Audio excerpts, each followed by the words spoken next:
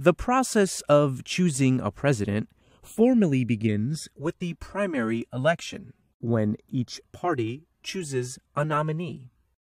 During this process, each state holds its own vote, called either a primary or a caucus.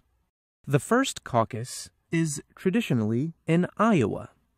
In a caucus, citizens gather in a public space to debate issues and share concerns. They then choose a candidate. The results from each district are then tallied to determine a statewide outcome. The first primary is in New Hampshire. A primary is like a regular election, where citizens cast ballots at a voting center. One important date is Super Tuesday, when lots of states vote on the same day. The state primaries and caucuses then continue until around mid-year. A winner usually emerges even before all the nominating contests are over. But it's not official until later, at each party's national political convention. Have you ever wondered why candidates need to eat corn dogs, turkey legs, and cheese curds to be considered presidential material? Well, you can thank the Iowa caucus for that. Since the Hawkeye State is the first to choose their presidential nominees, every 4 years, candidates flock to the state fair to stuff their face with the local cuisine, all to get votes and prove they're just like us. But how did Iowa become the pace car of the presidential primary? And what the hell is a caucus anyway? Here's how it works. The Iowa caucuses are basically the alternative to the primary elections every other state is doing, and the Democrats hold caucuses that are a bit involved. First, registered Democratic Iowa voters head to their precinct location. At the precinct, candidates or campaign reps might give an 11th-hour pitch to voters. Then, voting starts. Voters physically group into their favored candidates section. They can also move to an uncommitted group. Democratic candidates need to get 15% or more of the votes to be viable. In round 2, voters who supported non-viable candidates have some options. Move to a group with a viable candidate, support another non-viable candidate who needs to get to 15%, convince supporters of other non-viable candidates to support their candidate, or do nothing and go home. Once voting is over, and through some weird political transitive property, we end up with a candidate who's considered the winner. An incredible honor to campaign across Iowa. Thank you, Iowa. Thank you very, very much. For Republicans, things are a lot more straightforward. Basically, people vote for their candidate with secret ballots. Once results are in, the elected delegates are chosen to attend the county convention. Wait, that's it? In both parties, these results translate to national delegates down the road. Iowa has had this caucus system since it became a state in 1846. But for a long time, voter turnout was low because the process was badly regulated, but everything changed in 1968 after the infamous Democratic National Convention in Chicago. Well, they all have different points of view, and there are some powerful leaders. So they get down to a convention, and you can expect to have something happen. And it is happening. To make a long story short, political bosses, unelected local party officials who pulled all the strings, used to basically decide the presidential candidates for their respective parties, all behind closed doors, which meant public opinion was often not in line with what was going on politically. 1968's heated primary season ended with the nomination of Hubert Humphrey, a candidate who didn't even run in the primaries. The Dems had some huge reckoning to do as a party, and along with a lot of other things, officials changed the nomination process. Their decisions gave us the primary system we have today. So what makes Iowa so special that it goes first? The truth is, there wasn't a major plan. It just kind of happened that way. Iowa's long nominating process, combined with a new rule requiring a 30-day notice for primaries, resulted in the state being first in 1972. And since Iowa was first, candidates paid more attention to the state's voters and the media followed. By the time 1976 rolled along, a little-known peanut farmer from Georgia helped solidify Iowa's important role. Jimmy Carter's small campaign didn't have the clout to compete in bigger state primaries. So he bet big on Iowa, and it paid off.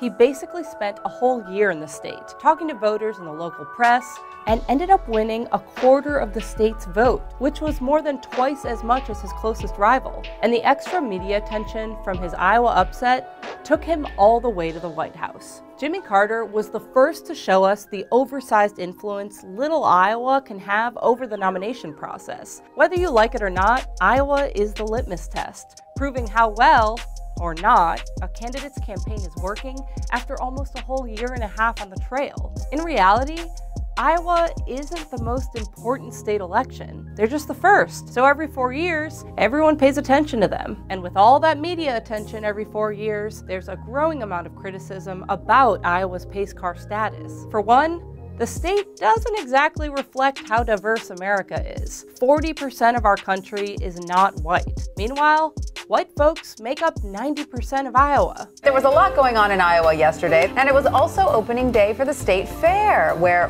butter is big. Oh, yeah. And they say Iowa doesn't have culture. Another big criticism is how small it is. More people live in the city of Los Angeles than in the entire state of Iowa. And some people think that the first state that votes should be more reflective of what America looks like. But think about this. Iowa has consistently voted for diverse candidates on both sides of the aisle. Iowans can proudly say they nominated the first ever Black and female nominees for any major party. But look, regardless of if we stay with Iowa as the first or another state gets to go first, let's be real, we're never gonna make everyone happy. And honestly, it might not even matter anyway. Since 1972, about half of candidates picked in Iowa have gone on to be their party's nominee. So even if a candidate does take Iowa, it's still basically a coin toss. But voting's gotta start somewhere, so at least for 2020, we can thank Iowa for all these unflattering photos of our potential next president. Hey guys, thanks for watching this video. I had a lot of fun making it, and I learned a lot about the Iowa caucuses, which is saying a lot considering I lived in Iowa for 2.5 years. Anyway, if you like what you saw, please subscribe to Attention on YouTube, and we'll see you next time. Thanks. Good morning, Hank. It's Tuesday, and I have strep throat, which I rate 0 out of 10, not recommended. So your video about the political situation in Brazil made me think about the political situation here in the United States, specifically the tortuously long Kafkaesque process through which the two major political parties in the United States determine their nominees for president. Delving deeply into the whole sordid affair would take like a month, so today we're just going to look at one state, Missouri. Last week, the people of Missouri voted in their presidential primaries, and on the Republican side, Donald Trump beat Ted Cruz statewide by about 0.19%.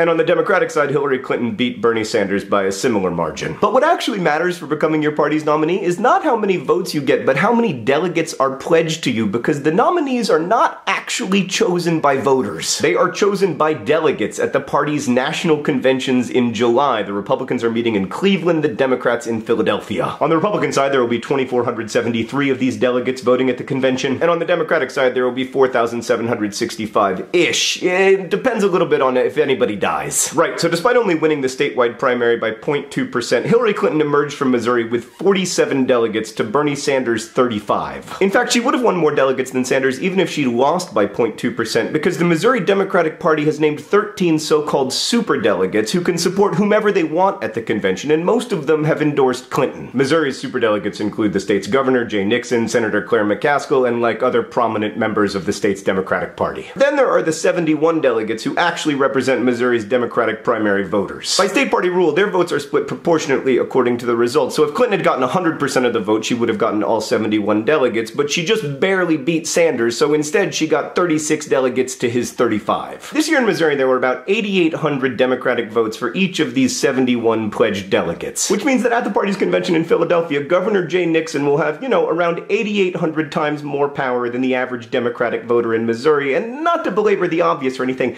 that's not a power distribution generally associated with the word democracy. But wait, there's more. Over on the Republican side, Donald Trump beat Ted Cruz very narrowly statewide, but emerged with 37 delegates to Cruz's 15. And John Kasich, who got 10% of the vote, won no delegates at all. But it wasn't all bad news for Kasich, because on the same day in Ohio, he got 47% of the Republican vote, but all of the state's 66 delegates. That's because the rules of the Republican state party in Ohio dictate that whoever gets the most votes gets all the delegates, whereas the rules created by the state party in Missouri Missouri dictate that if no one gets 50%, the winner gets 12 delegates, and then 5 delegates go to the winner of each of Missouri's 8 congressional districts. Trump won the state and 5 of the congressional districts, ergo 37 delegates. Alright, this is gonna get a little complicated. A bit of context for non-Americans. There are 435 congressional districts in the United States. Each of these districts elects a congressperson every 2 years who goes to Washington and fails to pass a budget. Presumably they also do other things, but the main thing is to make sure that we don't accidentally pass a budget. Each state gets a certain number of congressional districts based on their population, and after the 2010 census, it was determined that a smaller percentage of Americans lived in Missouri, so they lost a congressional district, while fast-growing states like Arizona and Florida gained districts. But this losing a district offered the state of Missouri an opportunity to redraw its congressional boundaries. Back in 2010, there were 6 congressional districts represented by Republicans and 3 represented by Democrats. If one of those had to go, the Republicans obviously wanted it to be a majority Democratic district, which is what happened because 1, they controlled the state legislature, and 2, one of the Democratic congresspeople helped them because in that process, his district became even more Democratic. You know, now he's less likely to lose his job. Today, congressional districts in Missouri are drawn mostly in a way that makes the elections within them extremely lopsided. Like in 2014, the 1st congressional district in Missouri voted 73% to 21% for the Democrat. The 3rd district, meanwhile, voted 68% to 27% for the Republican, etc. But per Republican state party rules, no matter which district you win, you get the same 5 delegates. Like in Missouri's 1st congressional district, about 34,000 Republican votes were cast. In the 7th district, it was closer to 150,000. So just by virtue of living in the 1st district instead of the 7th, your Republican primary vote is 5 times more powerful. In short, Hank, all of this is extremely complicated, and none of it is particularly democratic, at least not in the straightforward way we usually imagine democracy. Political parties are weird institutions in the United States, like they're simultaneously public organizations and private clubs. They make their own rules, the rules are constantly changing, but in many cases the rules are regulated by the states. And political parties are powerful, but only insofar as their supporters allow them to have power. Also, they don't really have card-carrying members, but almost every nationally elected figure belongs to one of them. Now, some of this is a legacy from a time when the United States was openly suspicious of what we now call voting rights. I mean, for most of American history, most adults couldn't vote, and political parties served partly as a check against revolution or radical change. In fact, the nominating process has become much more democratic over time. Like as recently as 1968, only 34% of Republican delegates were chosen by primaries and only 38% of Democratic delegates. And for the last 10 election cycles in both parties, the person with the most overall primary and caucus support has also been the eventual nominee. But that may not be the case this year, and it remains to be seen who will actually wield the power when the party and the people disagree.